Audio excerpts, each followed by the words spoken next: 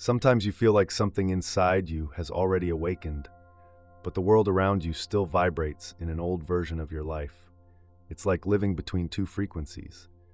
A part of you already intuits the new, but another is still stuck in the density of what has not been integrated. And in that space between who you were and who you are becoming, the true quantum leap is born. But contrary to what many say, this jump is not explosive, instantaneous, or miraculous. He is subtle, intelligent, and deeply embodied. You don't leap to a higher reality by thinking more positively. You jump when you become able to sustain a new vibration without disconnecting from your humanity. It's not about escaping real life, but to inhabit a new frequency inside it. So the question that leads this path is, how to live a new timeline without losing your bearings in the visible world. There is a desire in you, a desire for more, for a lighter, more abundant, more true state. And at the same time, there is a painful mystery. The more you want it, the more you seem stuck at the same point. The more you imagine something new, the more reality insists on remaining the same. Perhaps you are living, without realizing it, the frequency paradox. In the quantum field, the intense desire for something new can paradoxically emit a signal of scarcity, not by intention, but by underlying emotion. The universe doesn't respond to what you say you want. Respond to what you vibrationally sustain as long as you wish. Greg Braden, speaking about the unified field theory, reveals that everything is connected by resonance. This means that the surrounding field captures more than just your thoughts. It captures your emotional frequency, your internal coherence, your vibrational integrity.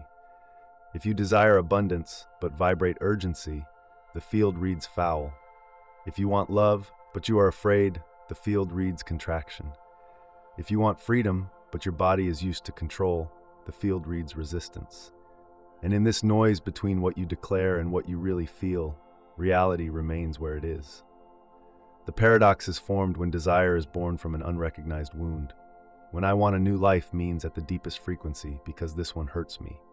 And the field, sensitive and precise, captures not the ideal, but the pain that feeds it. The physics of the heart confirms this. Research from the HeartMath Institute shows that the heart's electromagnetic field is the most powerful in the human body. When this field is in coherence, that is, when there is emotional truth, it expands. He communicates with the whole, he manifests. But when there is denial, fear, or effort disguised as spirituality, this field enters into dissonance, and quantum collapse breaks apart. Not because the universe is saying no, but because you are still saying I can't yet at some level of your being. That's why many people stay vibrating at the same point, even with so much intention. Because they confused wanting with issuing. They confused focus with presence. They confused mentalization with coherence. The real leap begins when you stop desiring the new as an escape and start cultivating it as frequently as possible now, without begging, without demanding, no running. You don't have to run to where you already are. You just need to align your body, your heart, and your mind with this possibility. It's not about wishing harder. It's about wishing without vibrating scarcity, without turning the dream into tension, without contaminating creation with fear. So here's the question that can break this paradox. What in me still believes that wanting something is proof that I don't already have it? Breathe with her. Feel what it reveals. Because the moment you recognize this conflict is the moment when you begin to dissolve it. And when the conflict dissolves, the field responds. Not because you forced it, but because you became able to sustain the new reality without denying who you are now. Have you ever felt like you're always one step away from something great, but it never quite arrives? As if life was constantly pushing you to the brink of a new chapter, but something invisible would pull you back to the same place? This is the almost cycle. It almost flows. It almost works. Almost here. And that's where one of the most sophisticated labyrinths of the mind resides. The neurochemical addiction to almost getting it. It's a silent cycle. An emotional pattern that at first glance seems harmless. But deep down, it traps your vibrational field in a timeline of constant frustration. Neuroscientist Anna Lembke, a scholar of the dopaminergic system, shows that the human brain is not just attracted to reward, but by anticipation of reward. When you think you're about to achieve something important, your brain releases dopamine, the neurotransmitter of motivation, action, and anticipation. But if the reward does not come, this discharge turns into anxiety, compulsion, exhaustion, and the worst part, the system adapts. Start getting used to the incomplete cycle, with desire unfulfilled, with the climax that never comes.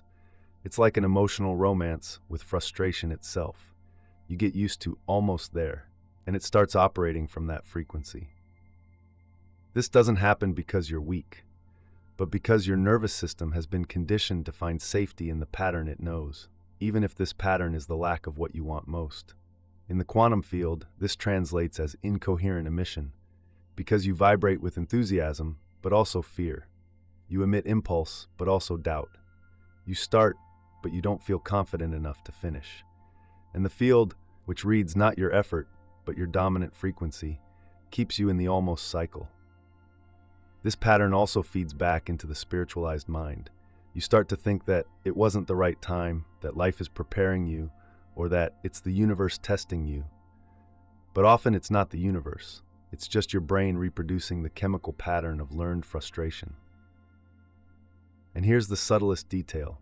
The closer you get to real achievement, but the internal system goes on alert, because almost has become a comfort zone, and crossing that finish line would require an identity that you may not yet feel you can sustain. The almost cycle, therefore, is a kind of vibrational procrastination. You move, but in circles. It moves forward, but returns to the same emotional point. You know what you want, but you identify with those who don't have it yet. The good news is that this cycle can be reprogrammed, but not with blind effort, with conscious presence. The way out of the maze begins when you recognize the pattern without judging yourself, and begins to regulate your system to feel safe to receive. This involves simple yet powerful practices. Identify anticipation triggers, realizing when your body goes into euphoria for what is yet to come, without anchoring the now.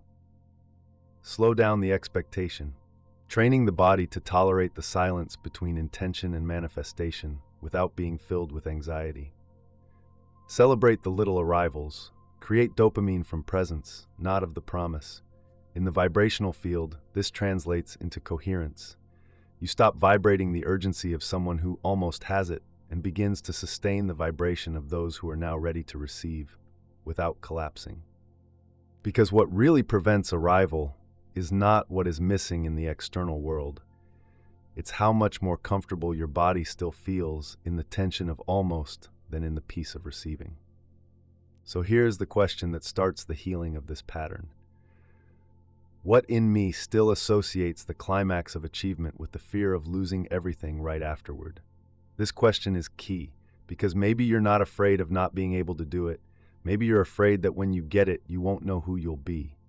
And this uncertainty, unwelcome, is what keeps you always almost there. There is a type of movement that almost no one sees. He is not great. It does not involve external ruptures, dramatic changes, or heroic decisions. But it is this movement, subtle, vibrational, internal, that really shifts you into a new reality. I call this quantum micro-movement. It is the silent choice to align your most intimate gesture with the timeline you wish to inhabit. It's the yes you give yourself when no one is looking. It is the small but coherent step that tunes the invisible before the visible changes. Neville Goddard spoke of this clearly. You don't have to force the world to change. You just need to live internally as if you were already who you want to be. But what does it mean to live this in an embodied way? Meaning act from the desired frequency, not waiting for the ideal moment, but creating micro-adjustments in the now which inform the field. I have already become that version. Quantum physics shows us that reality is organized by collapses of possibility. But collapse does not happen by desire. It happens through coherence. And coherence is built in frequency movements, not in intellectual intentions. A quantum micromovement is, for example, choose to eat with more presence, not out of obligation, but because your body is the temple of the reality you want to sustain. Speak more carefully, not for self-help, but because the version of you that lives the new reality do not use words against yourself. Refuse a habitual distraction, not by repression, but because their time has become sacred in the new field. Imagine for 30 seconds not what you want, but how you move, breathe, and choose the version of you that already lives this. These are the gestures that shape frequencies. They don't scream, but they silently reprogram their field. We often expect a big leap, but the quantum field does not respond to momentary intensity. He responds to the continuous frequency.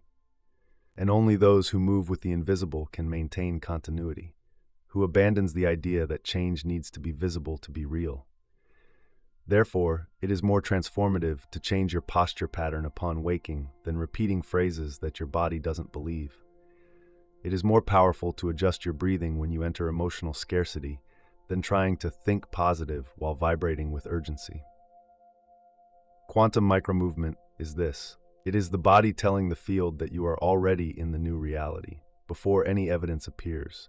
Because in the vibrational universe, the field does not read intention, read sign. And the clearest signal is the one you give when lives, even in silence, as if it were already, not like a theater, but as an identity in activation. You don't pretend to be there. You begin to walk as if one had already arrived, even if it's just one step a day, even if it's still just inside your room, because the field does not measure distance. It responds to the vibrational quality of your being. Here's the exercise. Stop for a moment and ask yourself, if I were already living the reality I desire, what would I do differently today, even if it's just 1%? Maybe it's a lighter gesture. Maybe that's a healthy limit. Maybe it's about standing up with more reverence for your own time. This gesture is the beginning. And if you repeat it without haste, with presence, it will become an identity. And coherent identity is the biggest quantum collapser there is. It's not always what you do that delays your manifestation. Oftentimes, it's what you tolerate without realizing it. They are small, invisible deviations, silent emotional cracks, spaces where your frequency leaks while you think you're vibrating high. These are the hidden energy leaks. They don't scream. They do not sabotage with violence. They just slowly drain away the vibration you've so carefully cultivated. And the most dangerous thing is that many of these leaks are disguised as virtues. They present themselves as care, responsibility, and empathy. But deep down, they are sophisticated forms of self-abandonment. Let's look honestly. When you care excessively about others, but calls it compassion, you are vibrating in anxiety, not in love. And this anxiety, even if silent, emits a signal that the field recognizes as misalignment. When you feel guilty about saying no, and calls it conscience, in fact, it is vibrating guilt disguised as ethics. And this guilt activates the field of self-sabotage. You prevent the arrival of the new because you think you still need to pay for something. When you live in urgency, but says it is focus, is vibrating in lack of time, which activates the nervous system's survival mode. And in that mode, you don't create, you repeat. These are the most insidious leaks, because they escape your self-analysis. You think you're being spiritual, centered, productive, when in fact it is just reinforcing old frequencies with new clothes. The quantum field, however, does not read appearance. He reads coherence. And as you emit a fragmented signal of love mixed with fear, of care contaminated by control, of guilt-driven responsibility, the demonstration stops. Not for punishment, but for energy inaccuracy. The higher reality you want to access does not require perfection, but she asks for vibrational clarity, and clarity is not intensity, it's cleaning. This is when your field stops sending mixed messages. You can tell the universe that you are ready, but if you still accept interactions that decrease your frequency, he hears something else. He hears, I still accept less than I say I want. Therefore, the real vibrational leap begins in simple internal cutouts, but revolutionaries. Realize who or what activates an invisible state of tension in you. Observe which words you use that vibrate scarcity even in the midst of faith. Notice the environments that require you to shrink to fit, because each of these small inconsistencies consumes energy, and wasted energy is weakened frequency. To sustain a higher reality, you need close the silent leaks, not with guilt, but with presence, not rigidly, but with sovereignty. Here is the invitation. For one day, just observe. No action yet, just watch. At what points in your day do you feel like you're missing something to be accepted, understood, loved, or productive? This is the trail of the leak. Follow him with kindness and start closing it with small, conscious choices. Because every micro-choice that preserves its frequency is an anchor in the timeline that you can already sustain, not by effort, but for vibrational wholeness. The idea of a quantum leap is fascinating. It conjures up images of instantaneous transition, glorious breakups, changes that reshape lives in a matter of days. But there is a subtle pitfall to this concept when misunderstood, the belief that skip steps is the same as evolving. Evolving is not escaping the process. It is consciously going through each vibrational stage necessary to sustain the new version of yourself. The real quantum leap is not fast. He is deep and often silent. What many call a leap is, in fact, a desperate attempt to escape the pain of the present without transforming the internal state that still sustains it. This generates a common phenomenon. You take a course, enter a new spiritual routine, start to feel elevated, but within a few weeks, everything falls apart. You feel worse, more lost, as if he had been pulled back by an invisible force. This force is not punishment. It's just the original frequency reassuming control, because the new one has not yet been integrated into the body. Richard Schwartz, creator of the 3 states of self model within the IFS, internal family systems, teaches us that multiple parts coexist within us. The higher self, yes, but also the protective, wounded, exiled parts. When you try to jump to a new level of reality without dialoguing with these parts, they go into alarm, and they pull you back. Imagine someone trying to move house without telling their body. The mind says, now we live here, but the nervous system still vibrates with the insecurity of the old house. The body does not recognize the new home as safe. Result, everything freezes. This is what happens when you try to skip the onboarding process. You even briefly access the new timeline, but I can't stay in it, because the real leap requires emotional rooting. You need to create an energy base before inhabiting a new reality, and that means regulate your nervous system to sustain the new without collapsing. Honor the intermediate stages without rushing. Integrate the parts of yourself that don't feel ready yet. Skipping steps in this context is vibrationally risky. You don't gain time, you lose consistency, and sometimes this even generates physical symptoms: insomnia, anxiety, a feeling of displacement. The universe, in turn, imposes no limits. He just responds to your ability to coherently inhabit what you ask for, and that ability is built with layers of emotional truth, not with spiritual escape, not with ready-made phrases, not with rootless views. The quantum leap, therefore, is not a jump. It's a gradual adjustment of identity. It is moving in the timeline with lightness, but with vibrational responsibility. And the most beautiful thing is, when you respect the internal rhythm of your transition, you don't lose power, you win stability. Reality doesn't have to come as an explosion. She may come like a dawn, smooth, continuous, certain. So the question here is, what parts of me haven't been consulted before the leap I'm trying to take? Or to put it another way, isn't my leap an elegant escape from the pain that still needs to be embraced? If the answer is yes, no, this is not a setback. It is a call to integrity, because only those who can already inhabit it can jump into a new reality without denying any part of yourself. There comes a time when something in you changes. You feel it, as if for a moment he was living the life he always imagined. The sensations are lighter, synchronicities increase, the energy aligns. But then, without warning, everything seems to go back to normal. The low vibration returns, old patterns resurface, and you ask yourself, why couldn't I sustain that state? The answer is in the lack of vibrational anchoring. Most people have no difficulty accessing a heightened reality for a few minutes, hours, or even days. The real challenge is I stay in it, not because it requires constant effort, but because it demands a new regulated identity. You do not sustain the new frequency with will. Supports emotional structure, with a nervous system that doesn't collapse when something new arrives, with a body that recognizes expansion as a safe place, not a threat. This stabilization process is what I call vibrational anchoring, and he is not passive. It's intentional. It requires simple practices, repeated with presence, that maintain your field in coherence with the reality you have already touched. Joe Dispenza teaches that the brain needs emotional repetition to reconfigure its synaptic connections, i.e., You need to teach your body to get used to the new reality before it fully materializes. This means breathe like someone who already lives in peace. Choose like someone who already feels abundance. Act as if you are already free from fear, not as a performance, but high real energy record, repeated consistently until the field recognizes that as its new vibrational base. One of the most powerful practices in this regard is advanced sensory memory. It's about intentionally activating in your body the emotional states you want to experience, as if they were already available now, because in the quantum field, they are. You don't have to wait for reality to change to feel gratitude.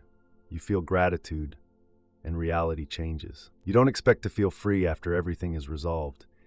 You vibrate freedom now, and then solutions emerge more fluidly. This inversion of logic is the core of anchoring. You stop reacting to reality and switch to train your field to sustain you from the inside out. Here are some vibrational anchoring practices. Conscious rhythmic breathing, 3 to 5 minutes a day. Inhale for a count of 4, hold for a count of 4, and exhale for a count of 4. This simple rhythm calms the nervous system and creates energetic stability. Morning presence ritual. Before you start your day, ask yourself, what emotion do I choose to hold today? And then live small gestures consistent with that emotion. Memory of the future. Visualize scenes from your new reality with your senses, not just with images. How does your body feel as you walk through this new space? What does it smell like? The texture, the temperature? This sensory anchoring tells the brain that this reality is familiar, because the body can only maintain a vibration if it recognizes it as safe. And vibrational safety is built by repetition with presence. It's like putting down roots in new soil. You don't plant a seed of higher reality in anxious soil. You prepare the inner terrain, and only then the new reality flourishes sustainably. So the question here is, how can I teach my body with small gestures that it is safe to inhabit the new every day? Because it is the body, not just the mind, that sustains the leap. And when the body gets used to vibrating the new, reality ceases to be a dream and goes to soar alone. Some of the biggest vibrational barriers don't come from obvious negative thoughts, but of apparently elevated ideas that, without realizing it, were camouflaged with spiritual language, but underneath they carry frequencies of fear, stagnation, or guilt. These are the camouflaged beliefs, and they are dangerous precisely because they disguise themselves as wisdom. They are beautiful, comforting, and humble, but when investigated in depth, reveal themselves as vibrational agreements that prevent you from jumping to the new timeline. Let's look clearly. The belief letting go is giving up, for example. How many times have you held on to a path, an idea, a person, not because it was aligned, but why did you think letting go would be a sign of failure? This is a subtle distortion. Letting go in the quantum field is not giving up. It is hand over control and trust in energetic coherence as a compass. But when holding on becomes an effort to compensate for a lack of confidence, the field feels and responds with blocks. Another common belief, to trust is to stop acting, as if surrendering to the flow was the same as crossing your arms. But true trust is not passivity. It's a vibrational action based on alignment, not desperation. Trusting is not stopping. It is moving with presence, with decisions that are not born of fear, but of clarity. There is also the idea that everything is fine as it is. And yes, at a higher level of consciousness, everything really does have a hidden purpose. But this phrase, when used to justify inertia, becomes a trap. Authentic acceptance does not nullify the desire for expansion. To accept the now is to recognize its momentary perfection, without losing the openness to the next level of soul expression. When these camouflaged beliefs take hold, they create a field of stagnation with the appearance of serenity. You seem calm, but inside it is disconnected. It is contained, asleep. And the most profound thing, these ideas don't just come from the mind. They are usually shapes that pain found to protect itself, so as not to fail again, so as not to get frustrated, to avoid being rejected. So instead of moving, you convince yourself that it's better not to force it. But what is being called wisdom is, often, an avoidance disguised as enlightenment. The quantum field responds with precision. He feels when a choice comes from real surrender and when it comes from unrecognized fear. That is why the true spiritual leap requires radical vibrational honesty. It's not enough to think nicely. It is necessary to investigate the origin of the belief. Feel what she is really holding behind the elevated language. Here's a simple exercise. Write down your favorite spiritual quotes, the ones you usually repeat, and then ask, is this sentence expanding me or holding me back? Is it born of trust or fear of disappointing me? This investigation, done with compassion, can reveal the roots of your vibrational blockage. Because every belief, even a spiritual one, is a frequency, and you only sustain a new reality when this frequency does not conflict with your energy field. It's not about abandoning beautiful phrases, but of life what they mean, instead of using them as shelter. Real spirituality is alive, it pulses, she moves, and she just holds the jump when it is in the service of truth, not of disguised protection. The question remains, what beautiful phrases still hide in me a fear of change? The leap begins when you exchange these phrases for gestures, when you stop hiding behind the light and begins to shine, even with fear. Sometimes the universe doesn't speak with words. He speaks through encounters, through people who appear in your life as living reflections, not of what you think, but of what you not yet integrated. These people are not random. They appear at specific times, with specific characteristics, to activate forgotten, denied, repressed parts of you, or parts ready to evolve. This is the quantum mirror effect, one of the most accurate mechanisms of the vibrational field. Carl Jung already said, everything that irritates us about others can lead us to an understanding of ourselves. But in the quantum field, this understanding goes beyond psychology. It touches the core of the frequency you emit. When someone comes into your life and awakens anger, envy, rejection, or discomfort, this person is not just showing something about themselves. It is revealing a frequency in you that is still in disharmony. Maybe it's a part of you that you don't know how to love yet. Maybe it's an unassumed desire. Maybe it's a version of yourself that you've abandoned to be accepted. These emotional reactions are not spiritual failures. They are vibrational mirrors, invitations from the field for you to reevaluate your issuance. For example, an extremely confident person may provoke resistance or criticism in you.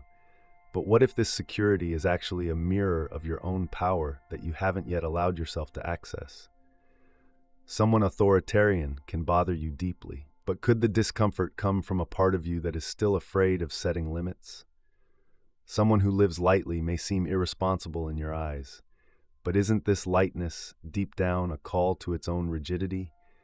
None of this means you should tolerate abuse or ignore your boundaries. The quantum mirror is not about submitting. It's about recognizing the frequency behind the reaction. It is possible to consciously walk away from someone and still enjoy the mirror that this person brought. This is where the vibrational leap happens, when you stop resisting the reflected image and starts to use the reflection as a realignment tool. Greg Braden talks about reality as an interactive hologram. Every event, every meeting, every person, it is a vibrational encoding that you have attracted not to be punished, but to be expanded. And this also applies to positive encounters. When you feel admiration for someone, this admiration reveals a frequency that already lives in you, but that you may not have yet validated as part of your identity. Admiration is a mirror of expansion. Rejection is a shadow mirror. And both can be used as vibrational healing shortcuts if you have the courage to look without defense. Because in the end, the people who touch us the most, they do not come to hurt us. They come to remind us who we are ready to become. And the question that remains is, who in my life is showing me a part of myself that needs to be integrated, not avoided? Maybe your next leap doesn't depend on changing your environment, but to recognize the hidden reflection that the environment is already showing you. Time for the universe is not a straight line. It's a vibration, a subjective pulse, a perception shaped by states of consciousness, emotions, and internal frequencies. Have you ever noticed how some moments seem to last forever, while others pass by like a breath? This happens because it is not the clock that determines your temporal experience, it is your vibrational state. That's why when trying to manifest a new reality, many people have conflicts with time. You ask for something, visualize, do practices, and wait. But inside you, time turns into anxiety, urgency, and patience, and this internal distortion of time creates a field of vibrational dissonance. The universe does not move based on your calendar. He responds to your coherent internal time. Mark Whitman, a researcher at the Institute of Psychology at the University of Freiburg, coined the term emotional time, the subjective perception of time based on mental and bodily state. i.e., the more regulated your system is, the more expansive your inner time is, and the more contracted your vibrational state is, everything seems more scarce and slow. This is a fascinating paradox. The more you feel like you have time, the faster the field responds. But when you vibrate, it's taking a while. The field understands that the desired reality is still far from your frequency. Misaligned inner timing is one of the most common causes of stagnation in manifestation. You vibrate with urgency, but you say you trust. You talk about surrender, but your body is in contraction. This inconsistency creates a lag between your soul's timeline and your personality's timeline. And the real quantum leap only happens when these two lines meet, when the soul no longer needs to wait for you to believe. It just flows because your internal time has become congruent with the reality you want to live in. How to create this congruence? Slowing down time with breathing. Breathing is the bridge between the body and the timeline. Breathing slowly and deeply teaches the nervous system that there is no danger and that therefore there is no need to run, making now enough. The present is not a waiting place. It is the fertile ground where the field begins to reorganize itself. When you treat now as a step, it contracts. When you honor it as an end in itself, it expands, synchronizing emotions with the future timeline. As you visualize your new reality, ask, how does this version of me feel about time? Does she live in a hurry or with confidence? And then adjust your body to the same frequency. Because time in the vibrational field is an energetic impression. And you can shape it. You don't need to speed up the universe. You need to slow down the anxiety that makes you doubt he's listening. Reality responds to the frequency of someone who you already feel like you are living what you asked for, and not from someone who charges the universe for not having received it yet. This is the secret. When your internal time becomes equal to the time of the reality you desire, there is no more break. There is fusion. And what seemed distant simply appears. The question here is, what would my body be like if I knew for sure that everything was already coming at the exact time?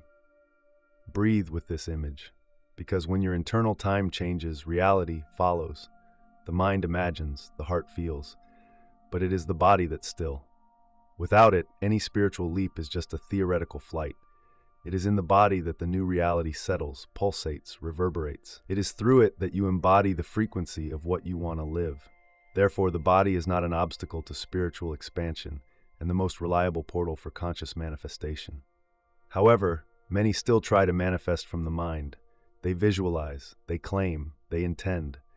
But the body remains tense, withdrawn, on alert, and the quantum field, which responds to the total vibration of the being, and not just to thought, keeps reality in suspension. Because the field doesn't read words, he reads posture, tone, rhythm, presence. When your body vibrates contraction, he emits scarcity, even though his mind desires abundance. When your breathing is short and rapid, it tells the field that you are in survival mode, not of creation. When your walk is anxious, the field understands that you are still looking for, and not that you have already found it. All this happens in silence, but the field is always listening. This is the somatic language of manifestation. It happens in details that seem small, but that supports or sabotages your new timeline.